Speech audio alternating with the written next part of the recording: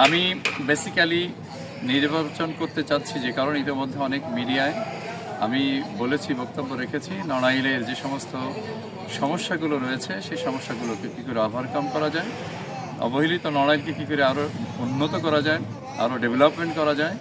আমি সেই জন্য বেসিক্যালি নড়াইল 2 আসনে নির্বাচনে অংশগ্রহণ করেছি। যদি নড়াইল 2 আসনবাসী আমাকে তাদের মহামূল্যবান সমর্থন তথা মহামূল্যবান ভোটের মাধ্যমে আমাকে জাতীয় সংসদে যাওয়ার সুযোগ করে দেন, তাহলে নড়াইলের রাস্তাঘাটের উন্নয়ন, নড়াইলের শিক্ষা প্রতিষ্ঠান, শিক্ষার মানের আর উন্নয়ন, স্বাস্থ্য খাতের উন্নয়ন সহ আমার যা কিছু করা দরকার সে ব্যাপারে আমি চেষ্টা করব।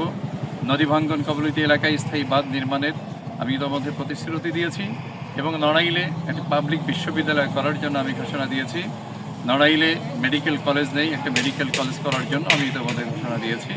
ইভেন ব্যবসায়ী ভাইদের আশ্বস্ত করতে পারি, যদি আমি আসন্ন জাতীয় সংসদে আপনাদের প্রতিনিধিত্ব করতে পারি তাহলে নড়াইলে বেসিক শিল্পনগরী নেই, আমি বেসিক শিল্পনগরী গড়ার জন্য আমি ইনশাআল্লাহ আপ্রাণ চেষ্টা করব। আমি এ ব্যাপারেও আপনাদেরকে আমি প্রতিশ্রুতি দিচ্ছি।